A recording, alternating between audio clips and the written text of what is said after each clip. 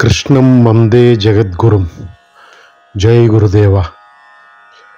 అజ్ఞాన నాశనమే జ్ఞానప్రాప్తి అనేది negative approach. జ్ఞానప్రాప్తియే అజ్ఞాన నాశనం అనేది పాజిటివ్ అప్రోచ్. ఎందుకో ఇంతకుముందు చూసాం. కారణం, అజ్ఞానానికి అస్తిత్వమే లేదు. సత్యాత్మ జ్ఞానం పరంగా చూస్తే అది మిథ్యా వస్తువు. ఇంకో రకంగా చెప్పుకుంటే సత్యమే జ్ఞానమే ఈ విధంగా గోచరిస్తుంది. దీనిని సత్యం అని భ్రమించటమే మాయ. అందుకని అజ్ఞాన నాశనానికి చేసే సాధనంతా ఒకానొక దశలో ఎక్స్పోనెన్షియల్ వేగాన్ని పుంజుకుని జ్ఞాన సముపార్జన, జ్ఞానానుభవం ఒక్క క్షణంలో జరిగిన తర్వాత ఈ అజ్ఞానం అనేది లేకుండా పోవటం అనేది మార్గం. పరధర్మాన్ని ఆచరించటం అజ్ఞానానికి సూచన, స్వధర్మాన్ని ఆచరించటం జ్ఞానానికి సూచన. స్వామి సూచిస్తున్న కర్మయోగం అంతా స్వధర్మాచరణకి, స్వధర్మాచరణ ద్వారా జీవోద్ధరణని చేయటానికి.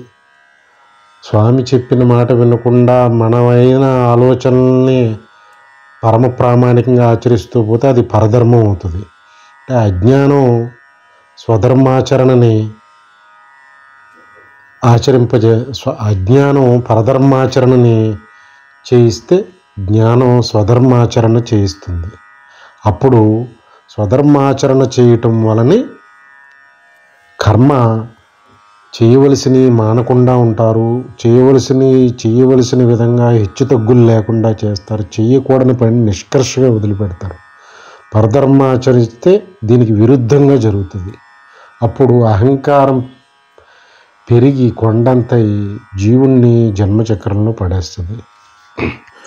భగవానుడు కర్మయోగాన్ని కొనసాగిస్తూ ఏం చెప్తున్నారంటే, శ్రేయాన్ స్వధర్మో విగుణః పరధర్మాత్ స్వనుష్ఠితాత్ స్వధర్మే నిధనం శ్రేయ పరధర్మో భయావహ అంటున్నారు. ఇంతకుముందు కొన్నిసార్లు వ్యాఖ్యానంలో ఈ పదాలు దొర్లిన స్వామి పరిచయం చేస్తున్న కొత్త పదాలు ఎంతో లోతైన తత్వ భావన కలిగిన, సూచనా భావన కలిగిన పదాలు ఏంటంటే స్వధర్మం, పరధర్మం అని. ఏమంటున్నారంటే స్వామి, పరధర్మాన్ని ఆచరించటం, స్వధర్మాన్ని ఆచరించటం పరంగా సూచిస్తూ ఈ పరధర్మం ఏంటి, స్వధర్మం ఏంటో చూసే ప్రయత్నం చేద్దాం. ముందుగా స్వామి హృదయం ఏమంటే, పరధర్మం ఎన్ని సుగుణాలతో కూడుకునున్నా స్వధర్మంలో అన్ని సుగుణాలు లేకపోయినప్పటికీ చక్కగా పరధర్మమును ఆచరించటం కంటే స్వధర్మాన్ని ఆచరించటమే మంచిది, ఉత్తమం, మేలైనది అంటున్నారన్నమాట. ఇది చాలా విచిత్రంగా ఉంది వినటానికి. పరధర్మంలో సుగుణాలు ఉన్నా సరే, మంచి మంచి సుగుణాలు అంటున్నారు. ఇక్కడ వ్యంగ్యం ఉంది ఇక్కడ స్వామిది. పరధర్మం, స్వధర్మం గురించి వివరంగా చూడటంలో స్వామి హృదయం అంతా స్వధర్మం మీదే. పరధర్మం పొరపాటును కూడా ఆచరించమని చెప్పరు. దాన్నే వ్యంగ్యంగా పరధర్మంలో సుగుణాలు ఉండుండొచ్చు అని. సుగుణాలే కనపడతాయి అజ్ఞానానికి. పరధర్మంలోనే సుగుణాలని వెతుక్కునేదే అజ్ఞానం. అదే లౌకిక, యాంత్రిక, దేహతాదాత్మ్యం చెందిన జీవుల దుర్గతి. దానిని ఇక్కడ వ్యంగ్యంగా చెప్తున్నారు. ఏమంటే పరధర్మంలో ఎన్ని సుగుణాలున్నా స్వధర్మంలో అంతగా పెద్ద సుగుణాలు లేకపోయినా సరే నువ్వు ఎంతో చక్కగా పరధర్మాన్ని ఆచరించడం కంటే స్వధర్మాన్ని ఆచరించడమే మేలు అంటున్నారన్నమాట. ఎందుకంటే అంకాయ చెప్తూ విశేషంగా స్వధర్మాన్ని ఆచరించడంలో మరణం వచ్చినా నీకు మంచిదే, పరధర్మం భయంతో కూడుకుని ఉన్నది అని స్వామి సూచన. ఇది చాలా లోతైన విషయం, భగవద్గీతలో చాలా ముఖ్యమైనది అనటానికి లేదు. ఆ మాట అనకుండా ఉంటేనే మంచిది. ఎందుకంటే 18 అధ్యాయాలు ముఖ్యమైనవే. అందులో ఉన్న ప్రతి శ్లోకము సముద్రం అంతటి గంభీరమైనది. ఇది ముఖ్యమైనది అది ముఖ్యమైనది అని చెప్పటం హాస్యాస్పదం. అయితే తరచుగా వినే శ్లోకాల్లో ఇది ఒకటి. స్వామి ఇక్కడ సుగుణాలతో కూడుకునున్నా అంటున్నారు. మనకి ఏది ఇష్టమైనదో అది గుణవంతంగా కనపడుతుంది, సుగుణవంతంగా కనపడుతుంది. మనకి ఏది ఇష్టం లేదో అది ఎంత సుగుణవంతమైనా దుర్గుణాలతో కూడుకుని ఉన్నట్టు కనపడుతుంది. అదే అజ్ఞానం యొక్క శక్తి. స్వామి దాన్ని సూచిస్తున్నారు. అంటే పరధర్మం సుగుణవంతంగా ఉన్న, స్వధర్మం అంత సుగుణాలతో లేకుండా ఉన్న పరధర్మాన్ని ఆచరించడం కంటే స్వధర్మాన్ని ఆచరించటం మేలు, స్వధర్మాన్ని ఆచరించడంలో మరణం వచ్చినా పర్వాలేదు అని. ఇక్కడ బ్రహ్మీ స్థితిలో, బ్రహ్మనిష్ట స్థితిలో, భగవానుని స్థితిలో కనుక సమన్వయం చేసుకుంటే అక్కడ ఉన్నది ఆత్మధర్మమే, ఏకాత్మధర్మమే, స్వస్వరూప ధర్మమే. అప్పుడు ఇంకా స్వధర్మం అని అంటే కాస్త ఒక మెట్టు దిగి ఏకాత్మధర్మమే స్వధర్మం అని స్వామి భావన. అదే జ్ఞాన సంబంధమైన స్వధర్మాచరణ అని. ఇక్కడ స్వామి కర్మయోగ పరంగా చెప్తున్నారు జ్ఞానాన్ని. జ్ఞానం అనేది యోగులకి, కర్మభక్తి ధ్యాన యోగులకి, సాంఖ్య యోగులకు వలె జ్ఞానయోగం సరిపడదు. కాబట్టి ఆ జ్ఞానాన్ని ఒక మెట్టు దించి కర్మయోగ పరంగా జ్ఞానస్థితికి చేర్చే ప్రయత్నంలో స్వామి చెప్తున్నారు. స్వామి హృదయం అంతా కర్మయోగ స్థాయిలోనే బోధించే ఉద్దేశంతో ఉన్నారు. ఇక్కడ సమన్వయం చేసుకుంటే ఒక్క క్షణం అనుభవ జ్ఞానయోగిది స్వధర్మం పరధర్మం అనే మాట కూడా వారి దగ్గర రాలిపోతుంది. వారి దగ్గర ఉన్నది స్వస్వరూప ధర్మమే, ఆత్మధర్మమే. ఇంకా స్వధర్మం పరధర్మం, సొంత ధర్మం వేరే ధర్మం, సుగుణాలు దుర్గుణాలు ఇంకా ఇన్ని ఉండవు అక్కడ అనుభవైక స్థితిలో. అది బ్రహ్మనిష్ఠుల స్థితి. వారిది ఆత్మానుభవం. అక్కడ ఉండేది ఆత్మధర్మమే, ఏకాత్మధర్మమే. విశ్వాన్ని తన దేహంగా భావిస్తూ వర్తమానంలో అఖండానంతో సచిదానందంగా ఉండే ధర్మమే. అది భగవానుడి స్థితి. అది నోటితో వచించకూడని స్థితి. ఇది స్వామి యొక్క బోధ వారికి కాదు. వారే స్వామి స్వరూపంగా నడయాడుతూ ఉంటుంటే ఇంకా వారికి బోధ ఏంటి? మరి లౌకికులకి, ఇంకా సాధనా మార్గంలో ఉన్న యోగులకి, సాంఖ్య యోగులకి అని అనుకోవచ్చు ఈ స్వామి బోధ. కానీ కర్మయోగ పరంగా చెప్తున్నారు. ఈ 3 క్వాడ్రంట్లో ఉన్న ఎవరైనా సమన్వయం చేసుకోవచ్చు. ఎందుకంటే కర్మ అనేది ఈ ముగ్గురికి కూడా ఆచరింపదగ్గదే, ఆచరించవలసిందే. ఇక్కడ స్వామి స్వధర్మం పరధర్మం అని చెప్తుల్లో కాస్త ఇంతకుముందు చెప్పుకున్న దాన్ని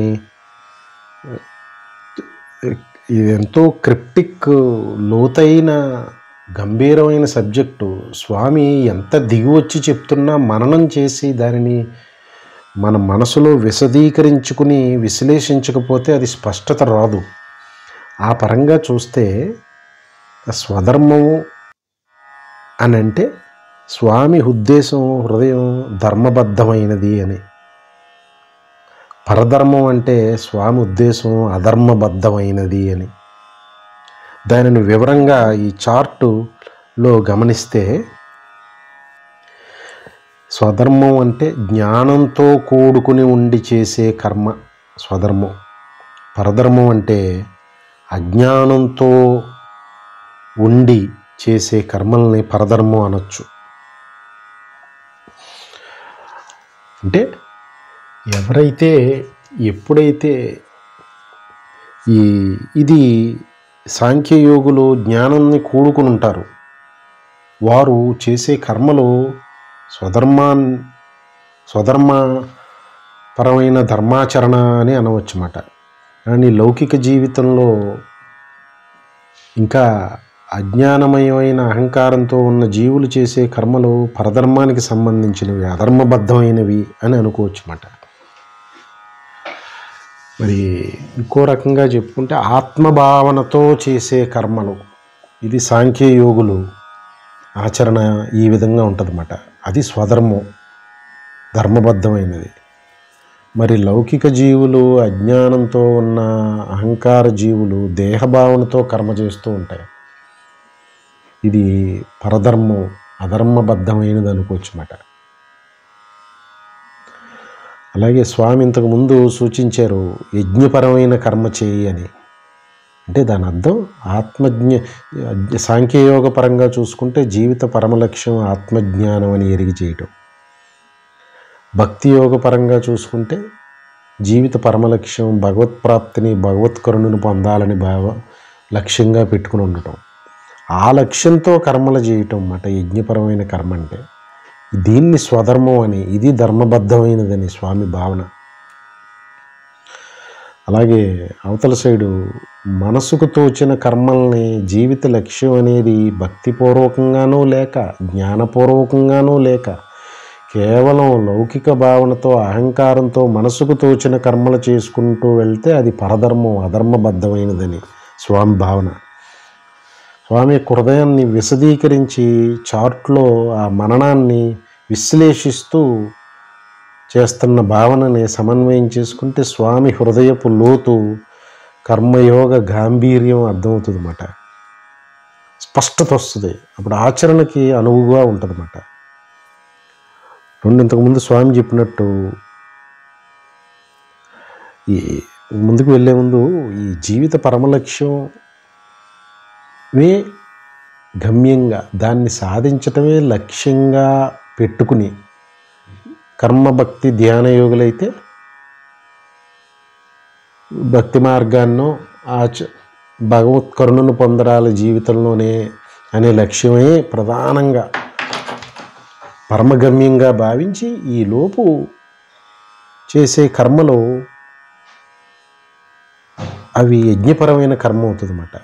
ఇక్కడ యజ్ఞం భక్తిపరంగా చేస్తే ఈ సమిధులు నెయ్యితో చేసిన మనసంతా భగవత్మయం ఉంటుంది కాబట్టి ఆ దేవత యొక్క కరుణ లభిస్తుంది ఆ జీవితంలో వీరు యజ్ఞపరమైన చేసే కర్మలకి. జ్ఞానపరంగా చేస్తే ఈ తన స్వస్వరూప ప్రాప్తి గురించి పరితపన పడుతూ ఈలోపు కర్మలు సాధిస్తూ ఉంటే ఈశ్వరానుగ్రహం స్వస్వరూప అనుభవ రూపంలో వ్యక్తమై ఈలోపు వారు చేసే కర్మలన్నీ కూడా తప్పక ఆ ఏకాత్మకి అనుసంధానంగా ఉంటూ కర్మ జరుగుతుంది కాబట్టి అవి కూడా తప్పక నెరవేరబడతాయి. ఈ స్వధర్మాచరణలో దైవరక్షణ, దైవకరుణ, భగవత్కరుణ, స్వస్వరూపం యొక్క శక్తి కనపడుతూ ఉంటుంది అడుగడుగును. ఆ లక్ష్యంతో చేసే కర్మలు అన్నమాట ఇవి. దాన్నే స్వధర్మం అని స్వామి భావన. ధర్మబద్ధమైన ధర్మం అంటే పాత్ ఆఫ్ రైటియస్నెస్, అధర్మం అంటే పాత్ ఆఫ్ రైటియస్నెస్ కానిది, రైటియస్నెస్ ఉండదు అందులో. స్వామి ఇంతకుముందు సూచించినట్టు స్వధర్మం వైపు అనాసక్తితో కూడిన కర్మ స్వధర్మం అని అనుకోవచ్చు, ధర్మబద్ధమైనది అది. మరి దానికి వ్యతిరేకం ఆసక్తితో కూడిన కర్మ, అది పరధర్మం, అది అధర్మబద్ధమైనది అని స్వామి భావన. ఎప్పుడు ఆసక్తి వస్తుంది? తను అజ్ఞానంలో ఉంటే, దేహభావనతో ఉంటే, మనసుకు తోచిన కర్మలు చేస్తుంటే అప్పుడు ఆసక్తి వస్తుంది. పైన అన్నీ ఇందులోకి వచ్చేస్తున్నాయి. పైన చెప్పిన పరధర్మానికి సంబంధించిన క్వాలిటీస్ అన్నీ ఆసక్తి ఎందుకు వస్తుందో ప్రూవ్ చేస్తున్నాయి. అనాసక్తితో చేసేది అధర్మం, ఆ అధర్మబద్ధమైన స్వధర్మం. ఆసక్తితో చేసే కర్మ అధర్మబద్ధమైన పరధర్మం అని స్వామి భావన. అలాగా నిస్వార్థమైన కర్మ ధర్మబద్ధమైనది, స్వధర్మం అది అని స్వామి భావన. కాదు, వేరే సైడు దీనికి వ్యతిరేకంగా స్వార్థంతో చేసే కర్మ అధర్మబద్ధమైనది, అది పరధర్మం అని. అంటే ఇక్కడ మాట్లాడుకుంటున్న ప్రతి విషయం మీద లోతుగా మననం చేసి విశ్లేషణ చేస్తే మళ్ళీ ప్రతిదీ ఒక టాపిక్ అయిపోతుంది. డిస్కస్ చేయవలసింది, వ్యాఖ్యానిస్తూ మననం చేస్తూ విశ్లేషిస్తూ వ్యాఖ్యానించడం అవుతుంది. అందుకని ఇంతకుముందు ఎన్నో రకాలుగా దీన్ని స్వామి సూచించున్నారు. దానిని ఎవరికి వారు విన్నదాన్ని పలు విధాలుగా మననం చేసి దాని యొక్క హృదయాన్ని అవగతం చేసుకుని ఆచరణలో పెట్టి అనుభవైకం చేసుకోవాలి. విశ్వాసంతో సాధన చేయటం అంటే ఆచరించటం అంటే తదేకంగా దాని గురించి మననం చేస్తూ దాని యొక్క పూర్వాపరాల స్పష్టత తెచ్చుకుంటాం మననం అయితే, దాన్ని ఆచరిస్తూ దాన్ని అనుభవైకం చేసుకుని ఆస్వాదించటం నిధిధ్యాస, అదిగా ఉండటం నిధిధ్యాస. అంటే ఇక్కడ ఇంకా స్వార్థం ఎందుకు ఉంటుంది? అనాసక్తితో యజ్ఞపరమైన కర్మ ఆత్మభావనతో జ్ఞానంతో కర్మ చేస్తే ఇంకా స్వార్థం అనే దానికి అవకాశమే లేదు. అందుకే అది నిస్వార్థం అయిపోతుంది. అది స్వార్థంతో చేసే కర్మ అంటే తప్పకుండా స్వార్థపూరితంగానే ఉంటుంది. ఆసక్తితో చేస్తున్నాం, మనసుకు తోచినవి చేస్తున్నాం, దేహభావంతో చేస్తున్నాం, అజ్ఞానంతో చేస్తున్నాం, అది స్వార్థపూరితంగానే ఉంటుంది. అది నిస్వార్థం అయ్యే అవకాశమే లేదు. అది గ్రహించాలన్నమాట. తర్వాత నిష్కామ కర్మ అంటే కోరికలు లేకుండా చేసే కర్మ, అది ధర్మబద్ధమైన కర్మ, అది స్వధర్మం అని స్వామి భావన. దానికి వ్యతిరేకంగా సకామ కర్మ అంటే కోరికలతో చేసే కర్మలు, అవి అధర్మబద్ధమైనవి, అది పరధర్మం అని స్వామి భావన. అంటే ఇంకా నిస్వార్థంగా అనాసక్తితో యజ్ఞపరమైన ఆత్మభావనతో జ్ఞానంతో చేస్తూ ఉంటే ఎక్కడన్నా ఇంకా కోరికలు ఉంటాయా? వారికి కోరికలు ఉండే అవకాశం లేదు. అందుకే నిష్కామమైన కర్మ అది. భక్తిపూర్వకంగా చూసుకుంటే స్వామి యొక్క ఉపకరణంగా చేస్తున్నాను అనుకుంటారు. జ్ఞానపరంగా చూసుకుంటే ఆ ఏకాత్మలో అంతర్భాగమైన నేను ఆ ఏకాత్మ యొక్క మహాకార్యానికి జరుగుతున్న మహాకర్మకి నాది ఉపకర్మగా వారికి వారే చేసుకుంటున్న భావనలో ఉంటారు. వారు కోరిక లేదు కానీ కర్మ జరుగుతూ ఉంటుంది. అది ధర్మబద్ధమైనది, స్వధర్మం అంటున్నారు స్వామి. మరి దానికి వ్యతిరేకంగా సకామ కర్మ అంటే కోరికలతో అధర్మబద్ధమైనది పరధర్మం. ఎందుకుండదు? ఇంకా కోరికలే ఉంటాయి. స్వార్థం ఎక్కడుందో, ఆసక్తి ఎక్కడుందో, మనసుకు తోచింది ఎప్పుడు చేసుకుంటూ పోయామో, దేహభావంతో ఉన్నామో, అజ్ఞానంతో ఉన్నామో, అక్కడ ఉండే కోరికలే. కోరికల యొక్క మారుపేర్లే పైన చెప్పినవన్నీ. కోరికలు లేని తత్వానికి మారుపేర్లే నిస్వార్థం, అనాసక్తి, యజ్ఞపరమైన ఆత్మభావన, జ్ఞానం. అయితే కోరికలకి మారు పేరే స్వార్థం, ఆసక్తి, మనసుకు తోచిన విధంగా నడుచుకుంటాం, దేహభావన, అజ్ఞానం, పరధర్మం. అంటే ఇంకా ఇంకో రకంగా చెప్పుకుంటే వేద విహిత కర్మలను ఆచరించడం ధర్మం, అదే స్వధర్మం అని.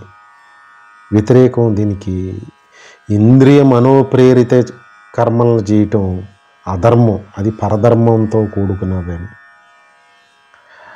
అందుకే మనకి ఇంతకుముందు చెప్పుకున్నట్టు ఈ జీవులు జన్మాంతరంగా ఎక్కడో వాళ్ళ లింక్ తెగి దేహతాదాత్మ్యం చెందారు. అక్కడ నుంచి ఆ లింక్ తెగటం ఇంకా అజ్ఞానం ఓడల మర్రిలాగా జన్మాంతరాలుగా పెనవేసుకుని వారిని రాంగ్ రూట్ పట్టించేసింది.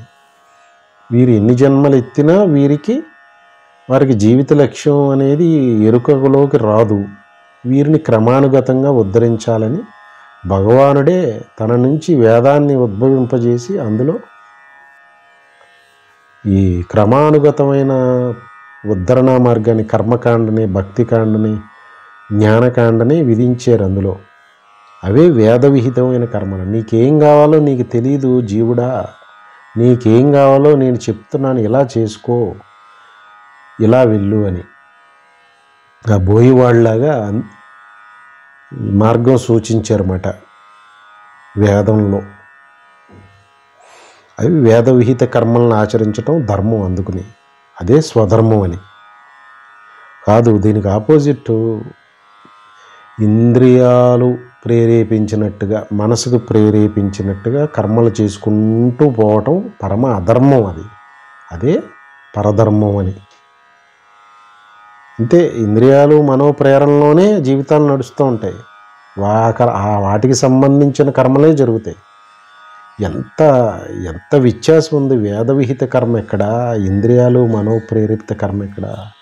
వేద విహిత కర్మేమో మనుష్యుని ఉన్నత స్థాయికి తీసుకుని వెళ్ళి జీవితంలో నెరవేర్చవలసిన కర్మలన్నింటినీ, కర్తవ్యాలన్నింటినీ నెరవేర్చేలా చేసి జీవిత లక్ష్యమైన ఆత్మజ్ఞానాన్ని అందించే విధంగా తీర్చిదిద్దుతుంటే, దాన్ని వదిలేసి దాన్ని నమ్మకుండా స్వామి కృష్ణుడు అన్నట్టు ఆయన్ని తిట్టి ఆయన చెప్పిన దాన్ని తిట్టేవాళ్ళు మూర్ఖులు, పాడైపోతారు వీళ్ళని అన్నారు.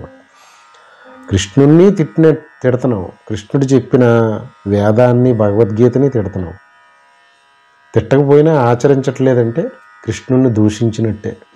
సనాతన ధర్మాచరణాపరులు అని భగవానుడు, మహాత్ముల, సద్గురువుల ఆచరణ, వారి అడుగుజాడలను కనుక ఆచరించకపోతే వేద విహిత కర్మ చేసినట్టు కాదు, ఇంద్రియ మనోప్రేరేపిత కర్మలు చేసినట్టే కదా. వారిని దూషించి వారు చెప్పిన దాన్ని కూడా దూషించినట్టే. అది ఇక్కడ స్వామి యొక్క వేదన అని చెప్పి, తర్వాత స్వధర్మం ధర్మబద్ధమైందంటే వైరాగ్యంతో చేసే కర్మ అని. దానికి వ్యతిరేకంగా పరధర్మం అధర్మం అంటే భోగాల గురించి చేసే కర్మ. మళ్ళీ పై క్వాలిటీస్ అన్నీ సమన్వయం, ప్రతి క్వాలిటీ చెప్పుకుంటున్నప్పుడు పైన అన్నీ సమన్వయం చేసుకుంటే ఇవన్నీ సినానిమ్స్, పర్యాయ పదాలు.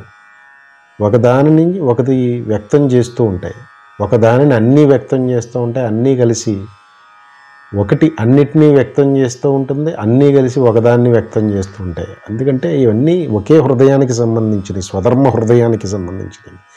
అవతల బ్యాడ్ క్వాలిటీస్, పరధర్మంలో అధర్మబద్ధమైన బ్యాడ్ క్వాలిటీస్ కూడా అన్నీ ఒకదాన్ని సూచిస్తాయి, ఒకటి అన్నిటినీ సూచిస్తుంది. ఇక్కడ వైరాగ్యంతో జరుగుతుంది కర్మ. ధర్మబద్ధమైనదంటే అది, స్వధర్మం అంటే అది. వైరాగ్యం అడుగడుగుని ఉట్టిపడుతూ ఉంటుంది. ముందు వైరాగ్యం యొక్క హృదయాన్ని చాలాసార్లు చెప్పుకున్నాం. కర్మను వదిలిపెట్టడం అనే వైరాగ్యం అనే అపోహలో ఉంటారు. వైరాగ్యానికి పరాకాష్ట అహంకారాన్ని వదిలిపెట్టడం, చెయ్యకూడని పనులు వదిలిపెట్టడం, అది వైరాగ్యంతో కర్మ జరుగుతుంది అన్నమాట. స్వధర్మం సైడు అది ధర్మబద్ధమైనది. ఇటువైపు భోగాల గురించి, సుఖాలు, ఏదో ఒక రకమైన సుఖ సౌఖ్యాలు, లౌకికపరమైన వస్తు వ్యామోహాలతో వాటిని అనుభవించాలనే భోగాసక్తితో కర్మ జరుగుతుంది. అది పరమ అధర్మమైనది, అది పరధర్మం అది అని స్వామి చెప్తున్నారన్నమాట. తర్వాత భగవంతుని యొక్క ఉపకరణంగా కర్మ జరుగుతుంది, అది ధర్మబద్ధమైనది, అది స్వధర్మం, భక్తి భావనతో అని. ఇటువైపు అహంకారంతో కర్మ జరుగుతుంది అన్నమాట.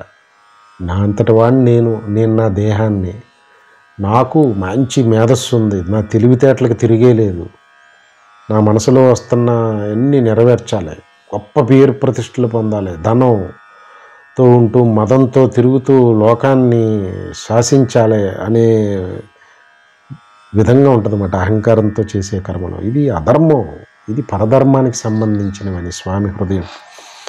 మరి స్వధర్మం సైడు ధర్మబద్ధంగా అయితే భగవంతుని ఉపకరణంగా కర్మలు చేస్తూ ఉంటారు వారు. భగవంతుడు నాకు అప్పచెప్పాడు, నేను ఆయన వస్తువుని, ఈ కర్మ ఆయనది అని అన్నప్పుడు అది ఎంతటి తేలికగా కర్మ జరుగుతుంది. అది ఇక్కడ అహంకారంతో చేసే కర్మ అన్నిటికీ తనే బాధ్యత వహిస్తున్నాడు. ఎంతటి బరువుగా ఉంటుంది ఆ కర్మ. ఏమి బరువులు, మరి వద్దన్నా బరువు మోయవలసిందే పరధర్మాన్ని ఆచరిస్తే. స్వధర్మాన్ని ఆచరిస్తే బరువు ఉండే అవకాశమే లేదు. తేలికైపోతుంది అన్నమాట జీవితం. అందరికీ తేలికైన సుఖవంతమైన జీవితమే కావాలి ఈ లౌకికులకు కూడా, కానీ అది ఎప్పటికీ దక్కదు పరధర్మాన్ని వదలనంతసేపు. మరి ఇంకొక క్వాలిటీ ఇంద్రియ మనోనిగ్రహంతో కూడిన కర్మ ఉంటుంది. అది స్వధర్మం, ధర్మబద్ధమైనది. ఇక్కడ పరధర్మం అధర్మం ఎలా ఉంటుందంటే ఇంద్రియ మనోచాపల్యంతో కూడుకున్న కర్మ ఉంటుంది సైడ్. అంటే వీరు ఎప్పుడైతే ఇంద్రియ మనోనిగ్రహంతో ఎందుకుండరు వీరు, స్వధర్మాన్ని ఆచరించు ధర్మాన్ని ఆచరించే వాళ్ళు భగవంతుని ఉపకరణంగా ఉంటారు. వారు వైరాగ్యంతో ఉంటారు, వేద విహిత కర్మలు చేస్తారు, నిష్కామ కర్మ చేస్తారు, నిస్వార్థ కర్మ చేస్తారు, అనాసక్తితో కర్మ చేస్తారు, యజ్ఞపరమైన కర్మ చేస్తారు, ఆత్మభావనతో కర్మ చేస్తారు, జ్ఞానంతో కర్మ చేస్తారు. ఇంక ఇంద్రియ మనోనిగ్రహం ఉండదా? ఉండకుండా ఉంటుందా? ఇంద్రియ మనోనిగ్రహాన్ని సాధించి ఆపై జ్ఞానం వరకు వెళ్తారు. జ్ఞానాన్ని సాధించిన తర్వాత ఇంద్రియ మనోనిగ్రహం అనే ప్రశ్నే ఉండదు వారికి. అవి వారికి వజ్రాయుధాల్లాగా ఆయుధాల్లా పనిచేస్తాయి వారికి. వాటిని నిగ్రహించడం ఉండదు, వారికి ఆభరణాల్లా ఉంటాయి వీరికి. మరి వ్యతిరేకంగా చూస్తే ఇంద్రియ మనోచాపల్యం పరధర్మం అధర్మం ఎందుకు ఉండదు? అహంకారంతో ఉంటే ఉండదా? భోగాల గురించి కర్మలు చేస్తే ఇంద్రియ మనోనిగ్రహం ఉంటుందా? సకామ కర్మలు చేస్తే దొరుకుతుందా? స్వార్థకర్మ చేస్తే దొరుకుతుందా? ఆసక్తితో కూడిన కర్మ చేస్తే ఇంద్రియ మనో నిగ్రహం దక్కుతుందా? మనసుకు తోచిన కర్మ చేస్తే, దేహభావనతో కర్మ చేస్తే, అజ్ఞానంతో కర్మ చేస్తే ఇంద్రియ మనోచాపల్యం ఉండక ఇంకేముంటుంది? ఉండేది అదే. అందుకని ఈ పెర్ముటేషన్స్ కాంబినేషన్స్ కనుక చూసుకుంటే చాలా ఆశ్చర్యం కలుగుతుంది. ఏది అధర్మమో ఏది ధర్మమో సుస్పష్టంగా అర్థమవుతుంది మనకే.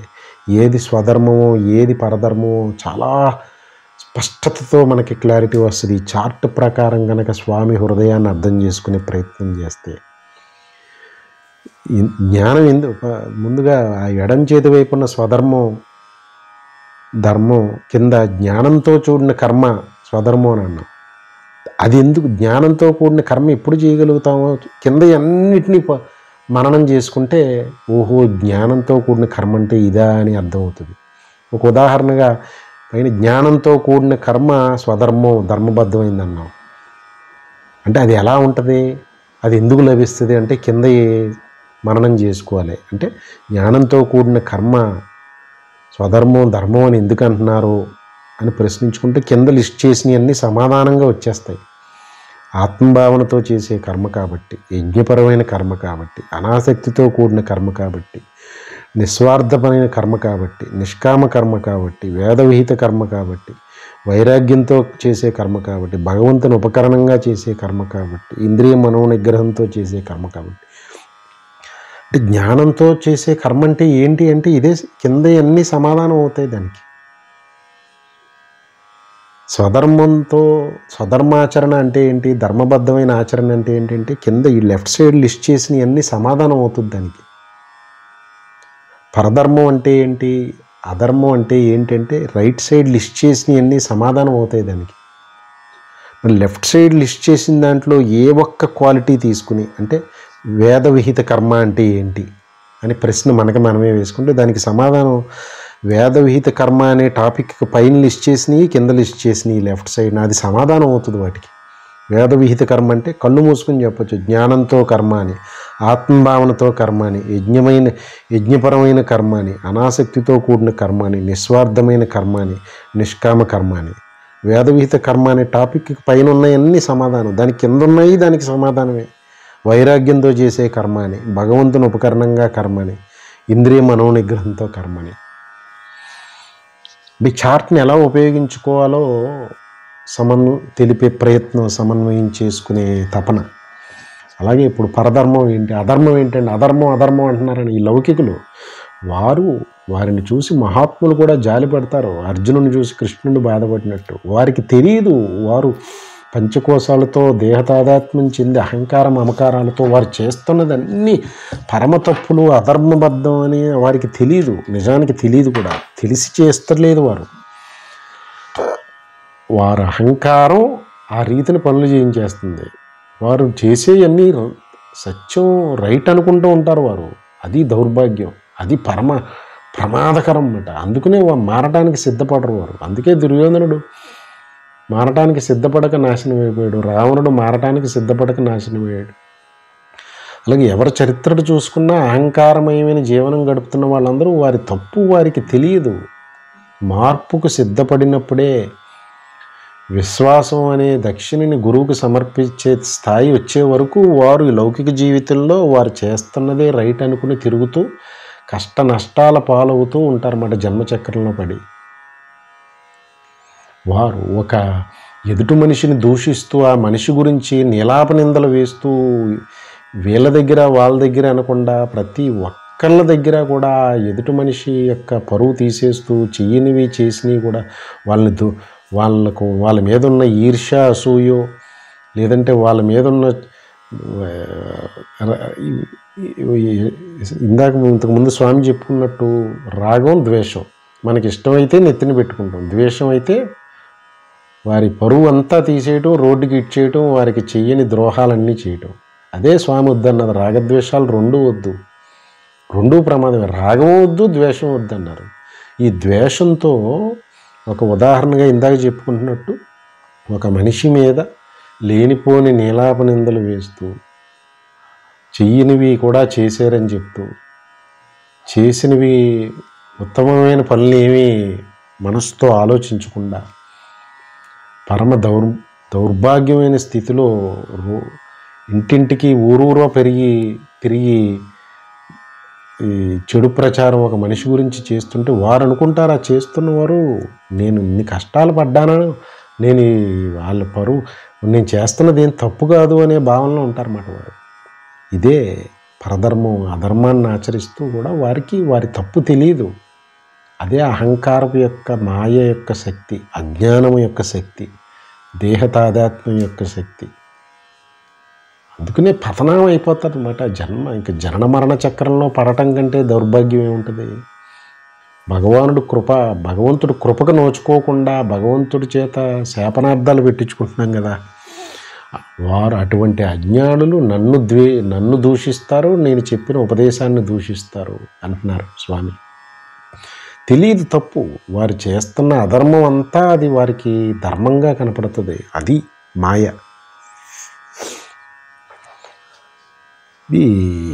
మరి ఇందులో రైట్ సైడు పరధర్మం, అధర్మం అంటే ఏంటని మనకి అర్థమయ్యే చేసుకునే ప్రయత్నం, రైట్ సైడ్ లిస్ట్ చేసినవి అన్నీ కూడా మననం చేసి అర్థం చేసుకునే ప్రయత్నం చేస్తే అదే పరధర్మం, అదే అధర్మాచరణ. అంటే రైట్ సైడ్ లిస్ట్ చేసిన టాపిక్లో ర్యాండమ్గా ఏ టాపిక్ని పిక్ చేసుకుని అదంటే ఏంటనంటే దానికి పైన లిస్ట్ చేసినవి దానికి కింద ఉన్నాయి సమాధానం అవుతుంది.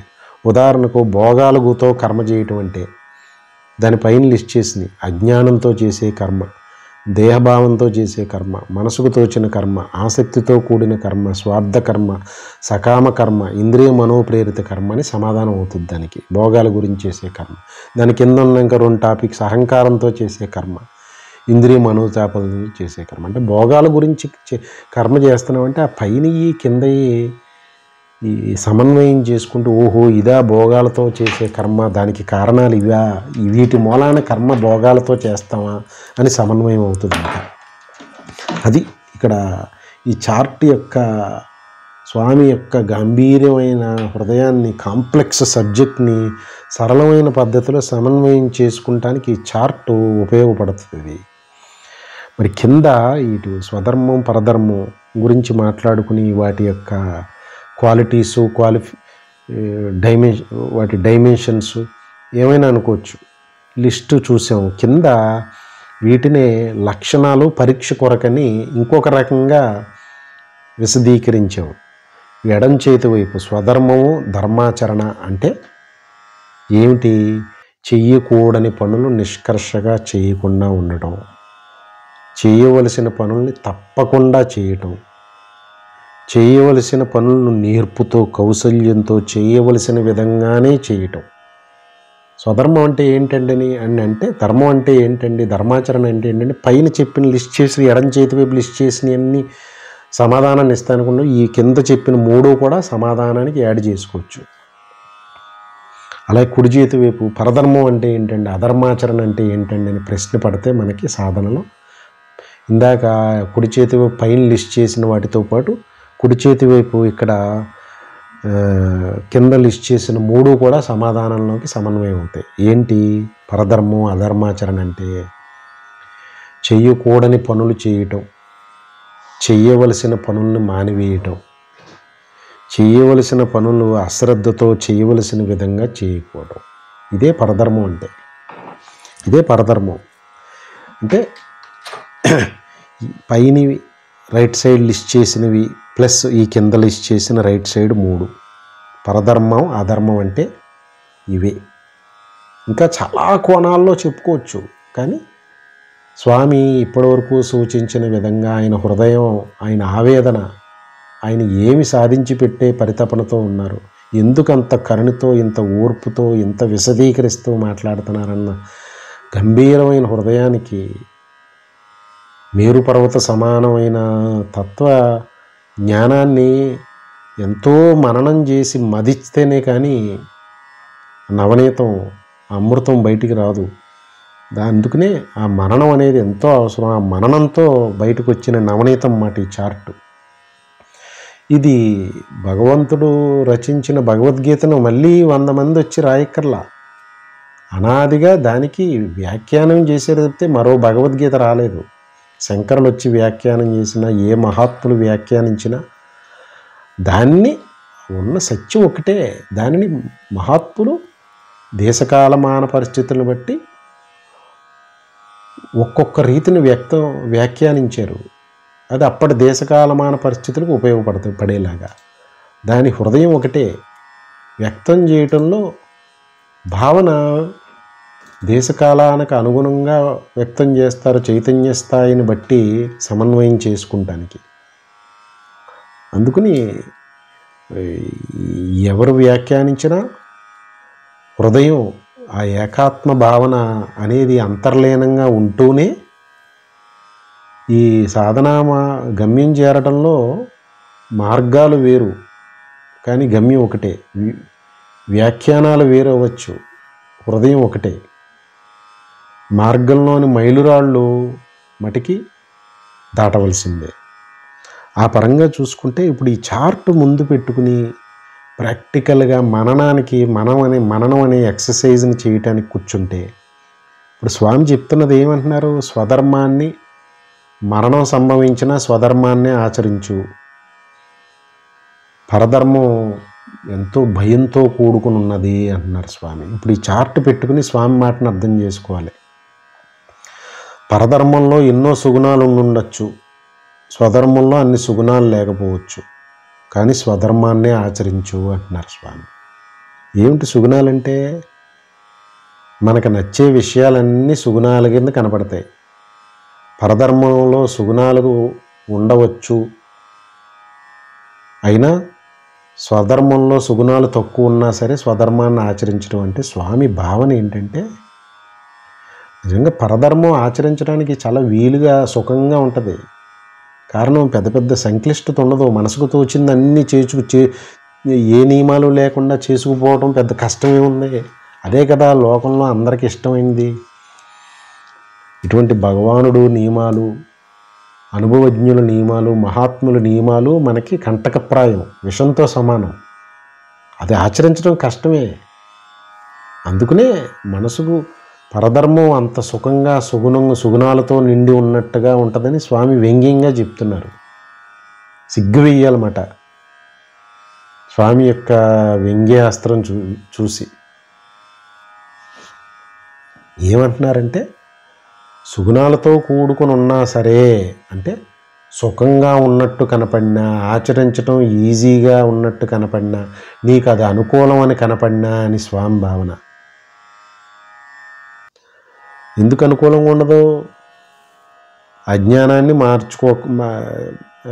రూపుమాపుకోక్కర్లేదు. నేను ఈ దేహాన్ని అనే భావన మార్చుకోక్కర్లేదు.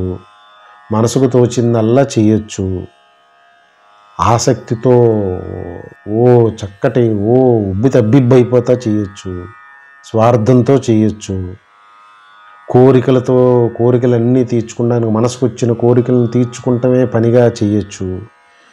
ఇంద్రియాలు మనసు చెప్పిన వాటిని తృప్తిపరచడానికి చేయొచ్చు. భోగాలు అనుభవించడానికి చేయొచ్చు. నా అంతటి వాడిని నేనని మీసం మెలేస్తూ గర్వంగతో చేయొచ్చు. ఇంద్రియాలు మనస్సు ఆడించినట్టల్లా చేయొచ్చు. సుఖంగా ఉండదా? మరి ఎన్ని సుగుణాలు కనపడుతున్నాయి ఇందులో. అది మాట స్వామి వ్యంగ్యం. వ్యంగ్యం చెప్పుతూ పరధర్మం భయానకమైనది సుమా అని హెచ్చరించారు స్వామి. ఆచరించడం చాలా సులువు, ఎందుకంటే అన్నీ అనుకూలంగానే ఉంటాయి. నీకు పెద్ద నియమాలు లేవు, కష్టం లేదు. కానీ భయానకమైనదని, దాని అంతిమ ఫలితం భయానకమైన మరణం, తట్టుకోలేని జనమరణ చక్రం, రోగాలు, ఈతి బాధలు, అవమానాలు, ఆర్థిక బాధలు, చిన్న చిన్న సుఖాలు, గొప్ప గొప్ప ప్రమాదాలు. భయానకమైనది ఇది అని సూచిస్తున్నారు స్వామి మాట. పరధర్మం, అధర్మాచరణ. స్వధర్మం సైడ్ వచ్చేటోడికి స్వామి కిరీటధారణ చేసేదానికి దాంట్లో సుగుణాలు లేకపోవచ్చయ్యా, కానీ అది ఆచరించేటోడు మరణం ప్రాప్తించినా పర్లేదు, కానీ స్వధర్మాన్నే ఆచరించు అంటున్నారన్నమాట. స్వామి హృదయం, స్వామి ఆచరణాపరుడైన మహాత్ములు, బ్రహ్మనిష్ఠులు, జీవన్ముక్తులు, అవధూతలు, స్వధర్మాచరణాపరులు వారు. అందులో మరణం సంభవించినా అంటున్నారు స్వామి. మరణమే ఉంటుంది. జ్ఞానంతో, ఆత్మభావనతో స్వస్వరూప ప్రాప్తిని సాధించడానికి అవకాశం ఉన్న మార్గంలో మరణం ఏంటి? ఇంకా మరణాన్ని, జనన మరణ చక్రాన్ని దాటిస్తానయ్యా, దీన్ని ఆచరించని చెప్తున్నారు స్వామి. అంటే ఈ మరణం లభించినా సరే అంటల్లో స్వామి ఉద్దేశం, ఎన్ని కష్టాలు వచ్చినా, సుగుణాలు తక్కువగా ఉన్నా అంటే ఇది ఆచరించడం సంక్లిష్టంగా ఉన్న నియమాలు, విధి విధానాలు నీ కాళ్ళకి చేతులకి బంధాలు వేసినట్టుగా ఉన్నా సరే, అంటే అవి సుగుణాలు తక్కువగా ఉన్నాయని స్వామి యొక్క హాస్యం, వ్యంగ్యం. అంటే మన కాస్త ఇష్టానికి వ్యతిరేకంగా ఉంటాయి. కాళ్ళకి చేతులకి బంధాలు వేసినట్టుగా ఉంటాయి. ఆ పొగరబోతు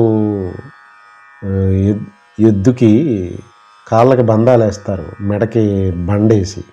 అలా ఉంటుంది ఇది మొదట్లో. ఈ కాళ్ళకి బంధాలు వేసి మెడకి బండేస్తే దున్నపోతుకి ఎంత కష్టంగా ఉంటుంది.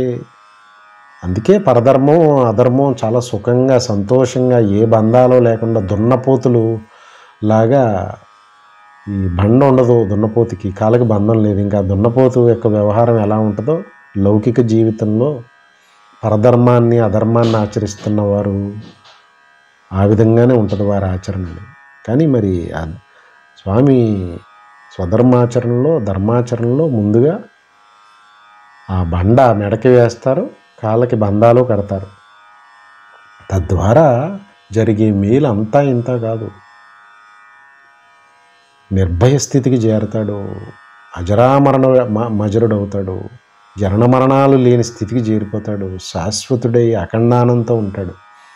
ఆ స్థితిని చేకూర్చిపెట్టడానికి స్వామి విధించిన నియమాలు.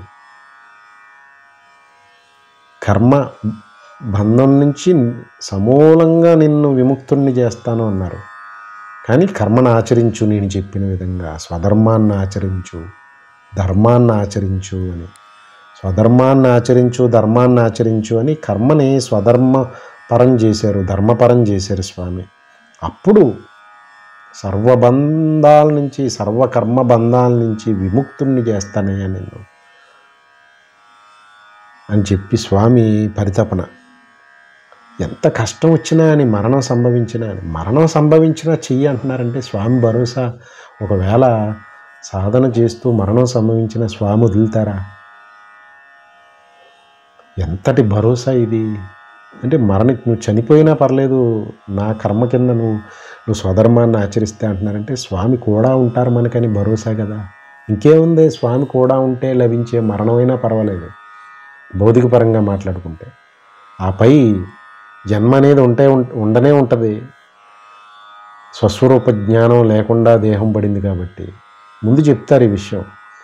సాధనలో కనుక మధ్యలో అర్జునుడు అడుగుతాడు, అప్పుడు చెప్తారు వారికి అనుకూలమైన జన్మనిచ్చి వారిని మళ్ళీ ఆ సాధన కొనసాగింపజేసి వారికి స్వస్వరూప ప్రాప్తి ఇస్తానయ్యా అని చెప్తారు. అందుకే మరణం లభించినా పర్లేదు, నేను చెప్పినట్టు నడుచుకో. బోయవాడు గుర్తు రావాలన్నమాట అడవిలో.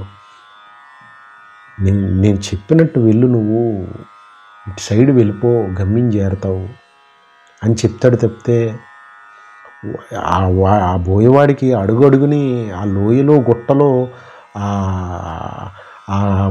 ఓడలు ఊగుతూ లోయలు దాటేసే శక్తి ఉంటుంది ఆ బోయవాడికి. షార్ట్ కట్లలో వెళ్ళిపోయే మెలకు ఉంటుంది, కానీ అవి చెప్పడు ఈ బాటసారికి. బాటసారి ఆ ఓడలు ఊగుతూ వెళ్ళే సామర్థ్యం, శక్తి, మెలకువ లేదు, లోయలో పడిపోతాడు. అందుకని బోయవాడికి తెలిసినా అది చెప్పడు. అదే సాంఖ్యయోగికి కర్మ పట్ల ఈ మిగతా వారిని కన్ఫ్యూజన్లో పడేయద్దని చెప్పింది అదే. సాంఖ్యయోగి బోయవాడిలాగా అనుభవజ్ఞుడు, ఓడలు పట్టుకుని లోయ దాటేయగలడు. ఎందుకు ఇంత దూరం నడుచుకుని వెళ్ళటం, నేను చెప్పినట్టు నువ్వు ఓడలు పట్టుకుని లోయ దాటే అంటే సాంఖ్యయోగి కర్మని గురించి కన్ఫ్యూజ్ చేయటం అవుతుంది సామాన్యులకి. అందుకే అలా చెప్పొద్దని చెప్పారు. ఈ బోయవాడు ఉదాహరణలో స్పష్టమైపోతుంది. బోయవాడు కనుక అది లాంగ్ రూట్ అవుతుంది, నా మాటిను, అంత లాంగ్ రూట్ అనవసరం, గమ్యం చేరటమే ప్రధానం. అందుకని నువ్వు ఈ ఓడలు పట్టుకుని, ఈ తీగలు పట్టుకుని అవతలకు దూకి. ఈ బోయవాడు తప్పకుండా వాడికి ఆ శక్తి ఉంది, మెలకు ఉంది. తీగ తెగినా ఎలా జంప్ చేసి అవతలకు దూకేయాలో తెలుసు. ఈ పాపం ఈ అమాయకుడు దారి తప్పి ఆహారం లేక అసక్తుడై భయంగా ఉండి వాడిని ఓడలు పట్టుకుని నువ్వు ఆ లోయ దూకే త్వరగా నువ్వు గమ్యం చేరటం ప్రధానం అంటే చెప్పకూడదు. అలాగా గమ్యం అదే అని రమణులు సూచించారు. నిన్ను నువ్వు తెలుసుకో అని గమ్యాన్ని సూచించారు. వారు ఎప్పుడూ కర్మభక్తి ధ్యానాలని తక్కువ చేసి మాట్లాడలేదు, సూటిగా గమ్యాన్ని సూచించారు. కానీ నీ చైతన్య స్థాయిని బట్టి ధర్మ ఆచరించు అనే చెప్పారు. మిడిమిడి జ్ఞానం గల గురుస్థానం వహించిన వాళ్ళు చేస్తున్న తప్పుల్ని చెయ్యొద్దంటున్నారు స్వామి. ఆ బోయవాడు చెప్పినట్టు వాడికి తన శక్తి ఉందని చెప్పి దూకే లోయలో గమ్యమే ప్రధానం. ఇవన్నీ ఇల్యూజనరీ, మిథ్య. ఇప్పుడు వ్యవహారం నడుస్తుంది, అజ్ఞానంతో ఉన్నాడు, దేహతాదాత్మ్యంతో ఉన్నాడు. లోయ దాటాలి. దానికి సుగమమైన క్షేమమైన మార్గమే బోయవాడు సూచిస్తాడు. వాడు ఇప్పుడు తెలుసు పడిపోతాడు వీడని, వీడి శక్తి సామర్థ్యాలు తెలుసు, వీడి భయం తెలుసు. అందుకని లాంగ్ రూట్ అయినా క్షేమకరమైన రూటే చెప్తాడు బోయవాడు. ఆ బోయవాడు అప్పుడు వాడిని విశ్వసించాలి.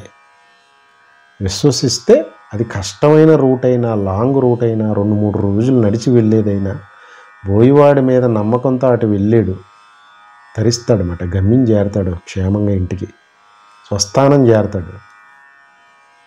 ఆ బోయవాడే శ్రీకృష్ణుడు, భగవానుడు, మహాత్ములు, సద్గురువులు, జీవన్ముక్తులు. అంటే స్వామి మరణం సంభవించినా అన్నారంటే ఇంక నువ్వు వెనకడుగు వేయొద్దు సుమా, ఎంత కష్టమైనా అని. వేయటానికి లేదు స్వధర్మం. ఆ సాధన అంటే అందుకే ఆలోచించి అడుగు వేయాలి సాధనలో. వచ్చేకి ఇంకా అసలు వెనకడుగు వేయటానికి లేదు. మరణం సంభవించిన స్వధర్మాచరణ. ధర్మాచరణ సాగించవలసిందే. మనకి భగవానుడు కూడా ఉండి నడిపిస్తున్నారు. ఇంకక్కడ పరధర్మం అధర్మం, అక్కడ భగవానుడు కరుణ లేదు, దేవతల కరుణ లేదు. భగవానుడు కరుణని కాలదన్నుకుని నడుస్తున్న వ్యవహారం పరధర్మం అంతా, అధర్మాచరణ అంతా. తాత్కాలికంగా సుగుణాలతో చక్కగా ఈజీగా రాయి పెట్టుకుని ఎదుటి మనిషిని కొట్టేయటానికి పెద్ద కష్టమే ఉంది. తర్వాత స్వామి చెప్పారు కదా, పరధర్మం అధర్మం ఆచరిస్తే చాలా భయానకమైనదని. ఈ అధర్మం పరధర్మం ఆచరిస్తూ వచ్చే ఫలితాలు అన్నీ భయానకంగానే ఉంటాయి. విచిత్రంగా వారు చేస్తున్నది అధర్మం అని వారికి తెలియదు. అజ్ఞానం యొక్క శక్తి, మాయ యొక్క శక్తి.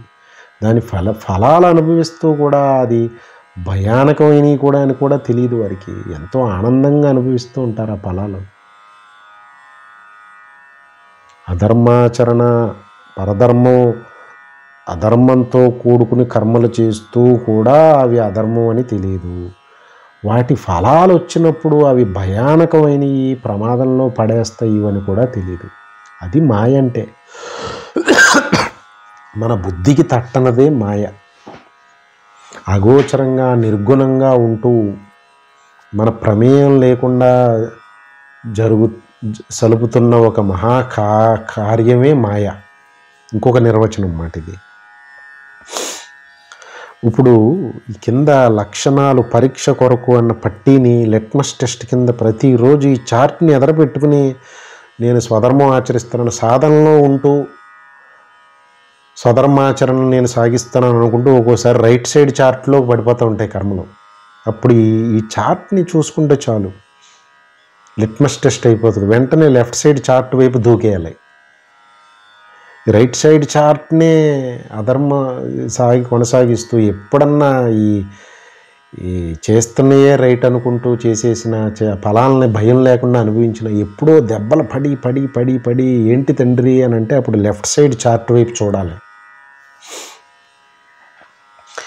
ఇప్పుడు కొన్ని క్యారెక్టర్స్, మహాభారతంలోని కొన్ని క్యారెక్టర్సే తీసుకుని మననం చేయాలి. ఆఫ్టర్ ఆల్ వింటే ఎందుకుద్ది, స్వామి నోట్లో వేసుకోగానే అయిపోయిందా, దాన్ని నవలకపోతే ఎలాగా? గొప్ప రుచికరమైన వస్తువు నోట్లో పాడేసాము, అయిపోయిందా? ఎందుకు వేసాం?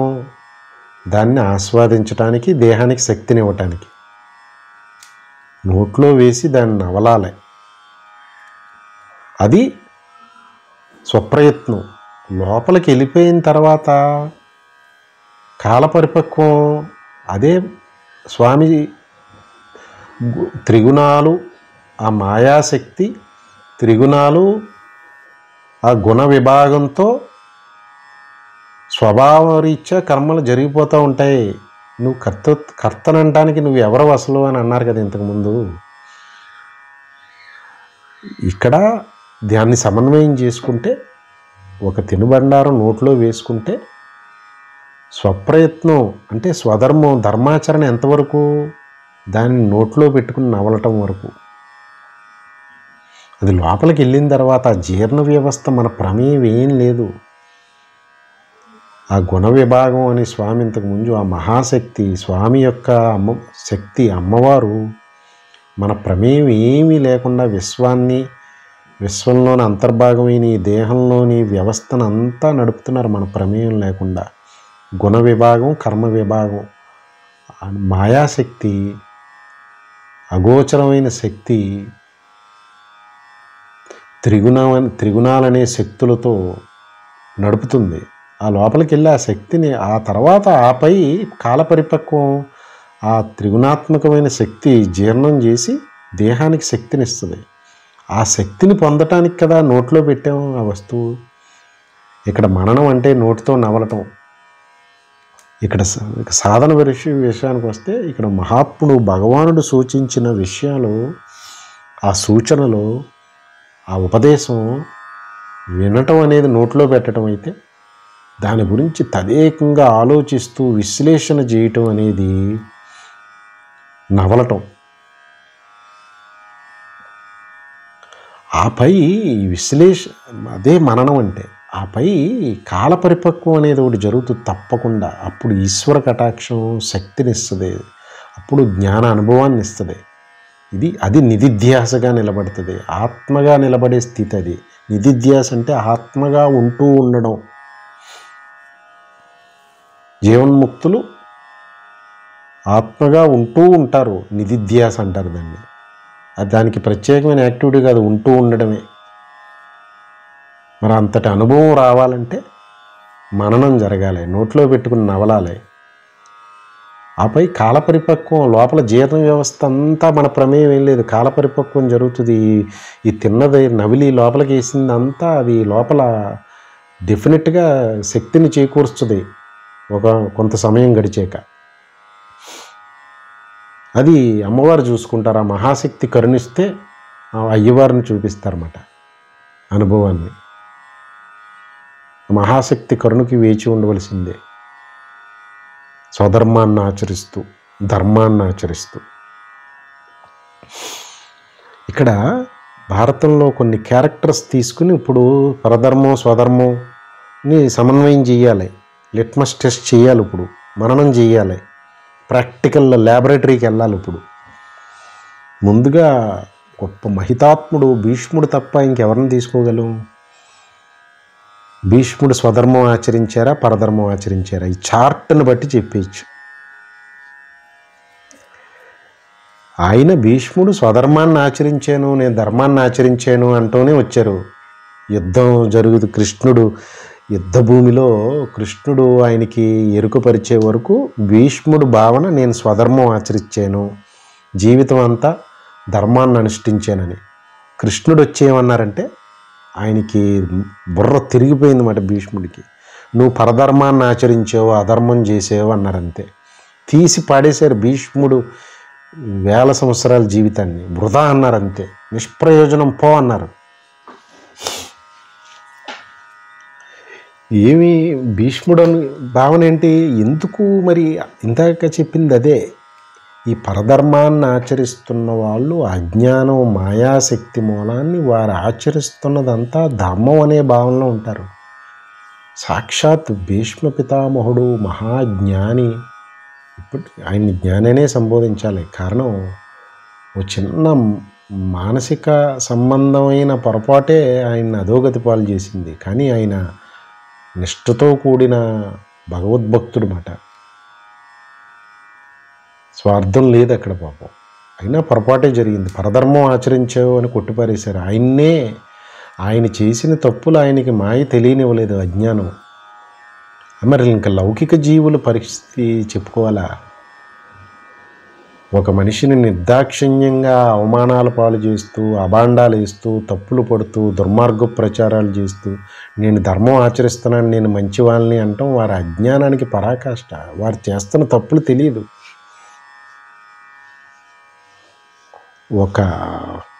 వారి స్వార్థం గురించి మారణ హోమాలు సృష్టిస్తూ,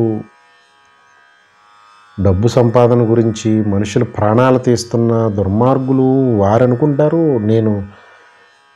అది నేను చేస్తున్నది పెద్ద తప్పేం కాదు అని అనుకుంటారు. వారు సమర్థించేసుకుంటారన్నమాట.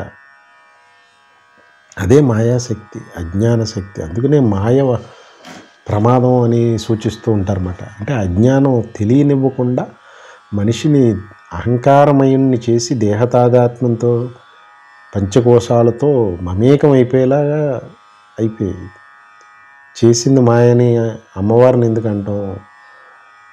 అది సాధనలో ఉపదేశించేటప్పుడు మహాత్ములు మాయతో జాగ్రత్తనన్నా అది జీవుడు తనని తాను మరిచాడు అని అనవలసి ఉంటుంది అన్నమాట. ఉన్నతంగా చెప్పవలసి వస్తాయి. తనను తాను మరిచి చేస్తున్న విధ్వంసాలు ఇవి. కానీ భీష్ముడే తను చేసింది అంత పరధర్మాన్ని ఆచరించి స్వధర్మాన్ని ఆచరించాను అనుకుంటే, ఇంకా లౌకికులు లోకంలో కలియుగంలో కోటికి ఏ ఒక్కడో ఉన్న మహాజ్ఞాని, కోటికి ఏ ఒక్కడో ఉన్న సాధకుడు, ఇలాంటి రోజుల్లో దేశంలో, ప్రపంచంలో, విశ్వంలో ప్రమాదాలు విలయతాండవం చేస్తున్నాయంటానికి ఇంకా ఆశ్చర్యం ఏముంది? జరుగుతున్నది అదే. అందరూ మంచివారిలానే ఉంటారు, అందరూ మేము ధర్మాత్మలు అని అంటారు, అందరూ మేము మా తప్పే ఉందండి, మా అమాయకులం అండి, మేము అంతా మంచిగా చేసామండి, అసలు మేము ఎవరికి కీడు చేయలేదండి, చేస్తున్నది అంతా అధర్మమే. భీష్ముడే పప్పులో కాలేశారన్నమాట. భీష్ముడు స్పష్టంగా ఇక్కడ లిట్మస్ టెస్ట్ మాట. భీష్ముడి క్యారెక్టర్ని లిట్మస్ టెస్ట్ చేయగలిగే వాళ్ళమా? కానీ సాధనలో, మననంలో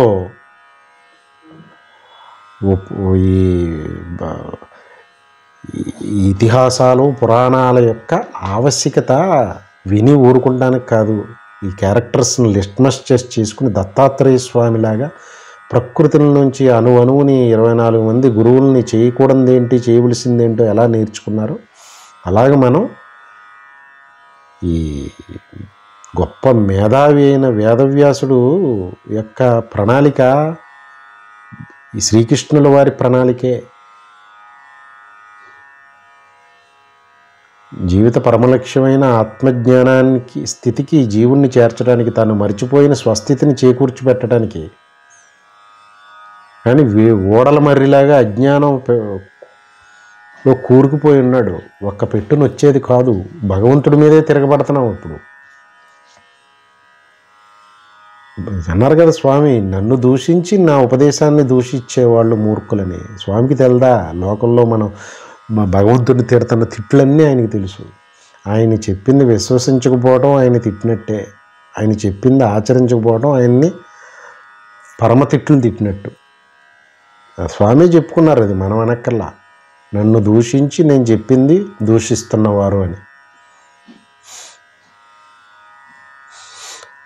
అంటే మరి భీష్ముడు స్వామిని దూషించి స్వామిని చెప్పింది దూషించినట్టు అయిపోయాడు. భీష్ముడు అంతటి వారు, భీష్మ పితామహులు వారు. మరి మనుషులు చేసిందాన్ని సమర్థించుకుంటంలో ఆశ్చర్యం ఏముంది?